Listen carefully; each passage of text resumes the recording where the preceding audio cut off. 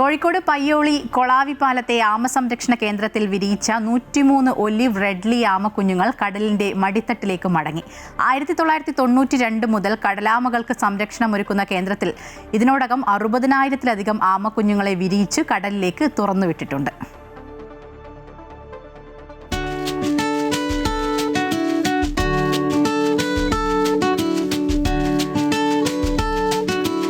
പയ്യോളി കൊളാവിപ്പാലത്തെ ആമ സംരക്ഷകർക്ക് ആഹ്ലാദത്തിന്റെ നിമിഷമാണിത്.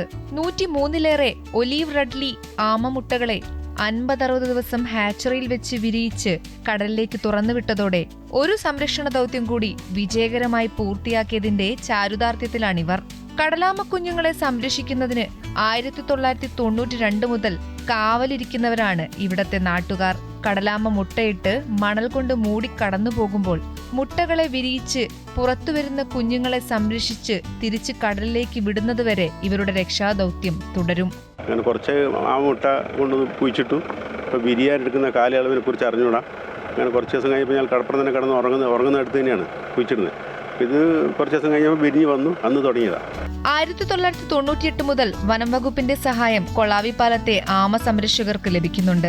ഇതിനകം 60,000-ലധികം ആമക്കുഞ്ഞുങ്ങളെ കടലിലേക്ക് വിടാൻ സാധിച്ചിട്ടുണ്ട്. ഈ ഒരു പരിസ്ഥിതി പ്രവർത്തനം കൂടുതൽ ഗൗരവമായിട്ടും ഗ്രാസ് റൂട്ട് ലെവലിൽ ചെയ്താൽ മാത്രമേ ഭാവിയിലും നമുക്ക് ഇതുപോലെ തന്നെ കുഞ്ഞുങ്ങളെ വിരിയിച്ച് വിടാൻ സാധിക്കുള്ളൂ. ഒക്ടോബർ, നവംബർ, ഡിസംബർ മാസങ്ങളിലാണ് ഒലീവ് റെഡ്ലി ആമകൾ കൊളാവിപ്പാലത്തെത്തി മുട്ടയിട്ട് തിരിച്ചു പോകാറുള്ളത്. കടലാമ സംരക്ഷണ പ്രവർത്തകർ മുട്ടകൾ ശേഖരിച്ച് താൽക്കാലിക ഹാച്ചറിയിലേക്ക് മാറ്റും. അതിന് സുരക്ഷിതമായി തീരത്ത് വലയുപയോഗിച്ച് കൂടാരം കെട്ടും. അതിനുള്ളിൽ കുഴിയെടുത്ത് ഇരുമ്പുകൂടുകൾ സ്ഥാപിച്ചാണ് മുട്ടകൾ വിരിയാൻ സാഹചര്യമൊരുക്കുന്നത്. അതേസമയം തീരശോഷണം ആമകളുടെ വരവിനെ നന്നായി ബാധിച്ചിട്ടുണ്ട്. പുലിമുട്ടുൾപ്പെടെ ഒരുക്കിയാൽ പ്രശ്നം പരിഹരിക്കാം. മാത്രമല്ല, ആമ സംരക്ഷണ കേന്ദ്രം തകർച്ചയുടെ വക്കിലാണ്. കെട്ടിടത്തിന് പരിരക്ഷയൊന്നും ലഭിക്കുന്നില്ല. ആമകളെ കാണാൻ സ്കൂൾ വിദ്യാർത്ഥികൾ ഉൾപ്പെടെ നിരവധി പേർ എത്തുന്നുണ്ടെങ്കിലും ഇവിടെ മതിയായ സൗകര്യങ്ങളുമില്ല. കേന്ദ്ര ബജറ്റിൽ കനിയുന്നതോടെ പദ്ധതികൾ വരുമെന്ന പ്രതീക്ഷയിലാണ് നാട്ടുകാർ. വളരെ ചെറുപ്പത്തിൽ തുടങ്ങി ഇന്ന് ഞാൻ ഉൾപ്പെടെയുള്ള ആളുകൾ 60 വയസ്സിൻ്റെ മേലെ എത്തി. ഇപ്പോഴും ഞങ്ങൾ ഇത് ചെയ്യുന്നതെന്ന് പറഞ്ഞാൽ പരിസ്ഥിതി എന്നുള്ള വിഷയത്തിനോട് ഉള്ള ഒരു അഭിവാഞ്ചം കൊണ്ടും താല്പര്യം കൊണ്ടും മാത്രമാണ്.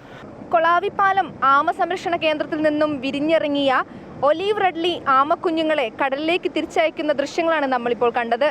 എല്ലാ വർഷവും ഇവിടെ ആമകളെ സംരക്ഷിച്ചു പോരുന്നുണ്ട്.